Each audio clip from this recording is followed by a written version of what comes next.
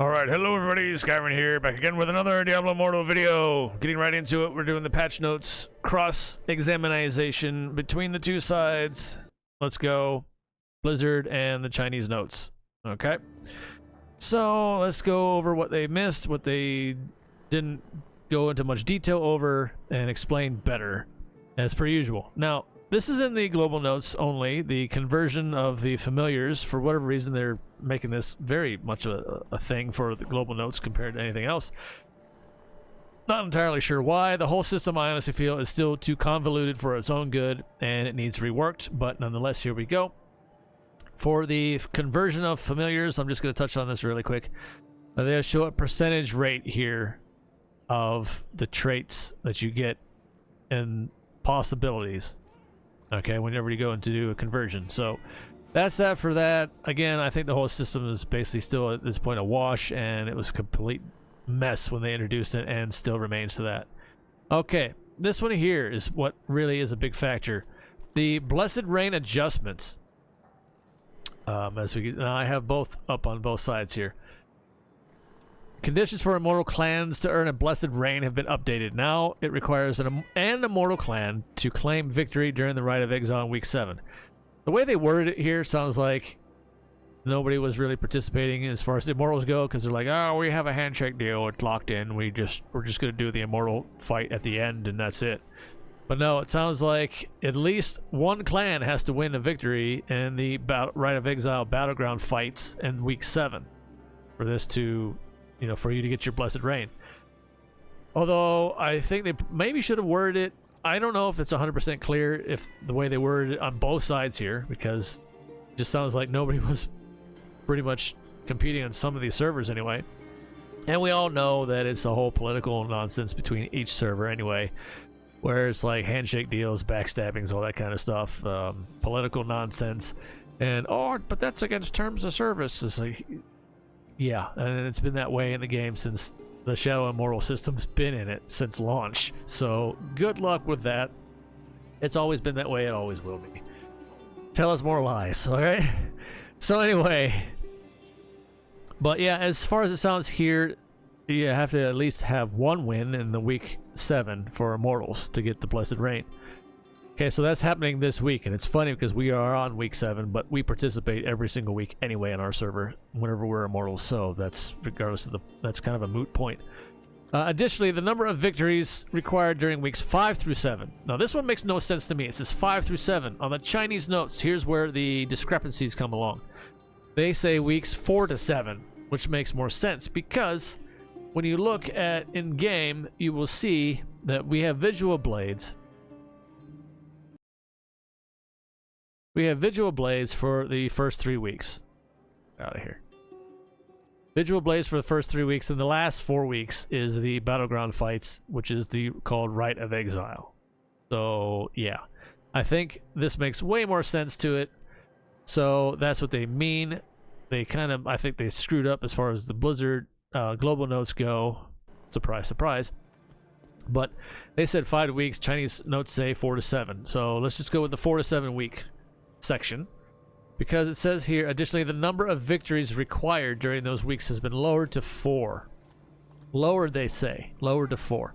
Regardless of the outcome of the Rite of Exile fights, the Challenge of the Immortal will still happen on Week 7 for the Shadow Clans to battle out for who's going to be next in the Immortal slot. So that happens regardless of the outcome in Week 7 in the Battleground fights. So just keep that in mind. Sounds like the Immortals still have to cinch in the last week in the Rite of Exile fights, but the Immortal battle will still take place. Alright. So, it's one of those things. I don't know. They felt like they needed to do this, and I guess they kind of did, but there's other things that they probably could have done differently too. But nonetheless, here we are. It's funny how they say lowered, however, because in the Chinese notes, it shows that, let's see, the impact of games required to win the Exile War has changed from 5 games, 4 games, 3 games, and 3 games, what it is currently, I guess, in the system. So, as Shadows, you had to win 5 games, 4 games, 3 games, 3 games to cinch the win for that week. But now, it's being changed to 5 games, 4 games, 4 games, and 4 games. So it's actually gone up as far as those requirements go. So I don't know why they said they lowered it to 4. It's just, this is where they go into more detail on the Chinese notes, and this is one thing I wanted to point out. There's a huge, like, not so much a huge, but it's definitely a discrepancy of some kind, and it's not very well clarified. So anyway, there's that. We're going backwards here, by the way, on these lists because this is a much better format, I think. Returning events, of course, we got all the usual standard fare. Except for, I heard, Survivor's Bane might be out of the loop because of this crossover event. We've already had Survivor's Bane recently, granted. But normally we get it at the start of the next event center.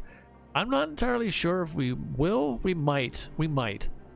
So, but I say Survivor's Bane should be a permanent fixture in the game at this point. And let me know what you think about that in the comments down below. Because I know a lot of people were clamoring for that, and I agree with it. I agree with it because it's a good way to get a lot of scrap. It's a good way to get some gear even sometimes, depending, whenever you do full runs. And yeah, they should just leave it in the game. They can have it as, you know, in the cycle of the event center and get your points that way for the tokens and whatever when it comes around, but just leave it in the game all the time. It would actually make a lot of people happy. So, all right, let's see. This one right here. This is a point of contention. The 2-star legendary gem. Now, they make mention of it here, and I'm going to go ahead and close down the Chinese notes for the time here so we can point out this a little bit further. As the Eternal War, which is the crossover event called, rages on, you will be able to craft the 2-star legendary gem, the new one here. But it sounds like it's only going to be able to be availably crafted from November 13th to December 11th. So you got just under a month to, and it's a 2-star gem, so you're going to need a ton of copies. I hope we're all looking into this wrong. I hope they worded it differently. However, from the sounds of it, it's only going to be available to have all this happen during this event, which is terrible because 2 stars, you need tons of copies. Now, I'll bring up this from the previous week's notes from the Chinese patch notes here on the gem itself. At the bottom, it says how to get it. During the linkage event, which is a crossover event, Google translated November 13th to December 11th. These coincide, these sync up. It can be obtained through the Immortal Secret Realm gameplay, which is Elder Rift, and it can be also crafted with gem fragments, and they say that in so many words. The telluric fragments. We know how that goes with 2-star gems, which is 80. So they're pretty pricey. Now, it says here at the last line, after the crossover event ends, there will be other ways to obtain it. And already there's been speculation about it being in the battle pass at the end, like they did with the Grim Rhythm and the Fervent Fang and the Telluric Pearls. Yeah, but I mean, if we get Telluric Pearls and craft whatever gems we want, then you would think just leave it in, right? They did. Well, I don't understand if they're taking this approach with this particular gem just because it's a crossover event.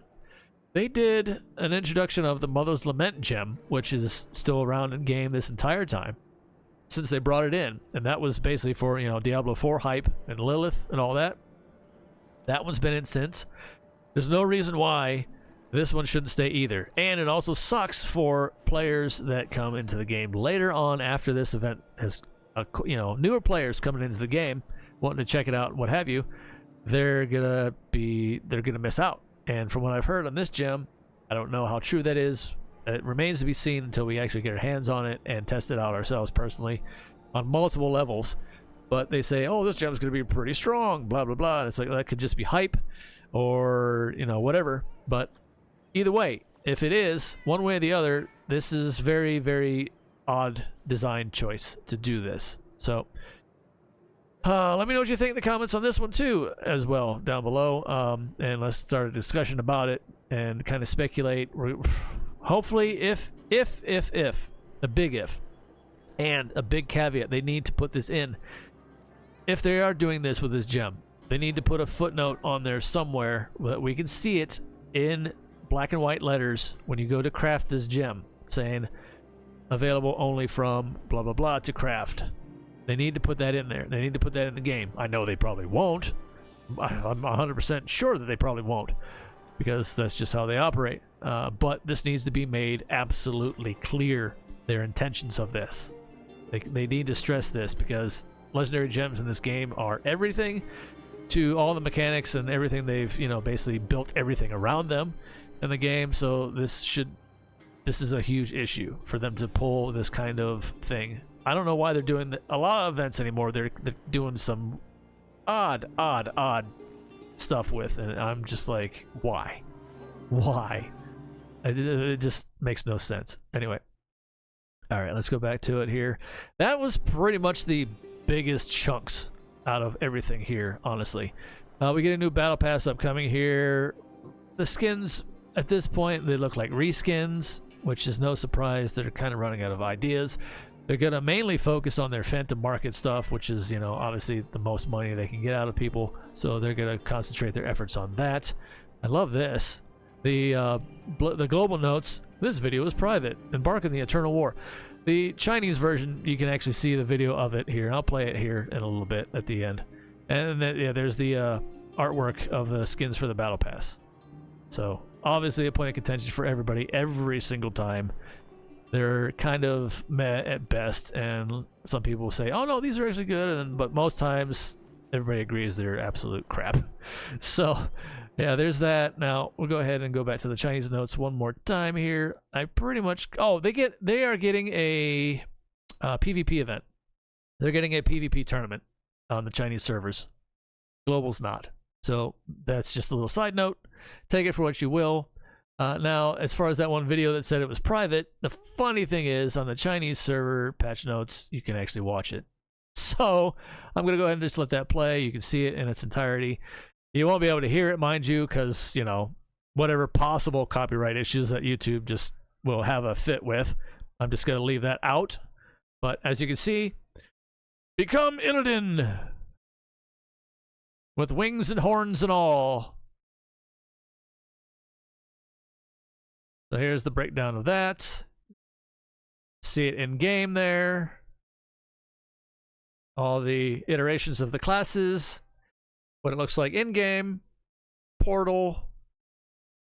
Effects.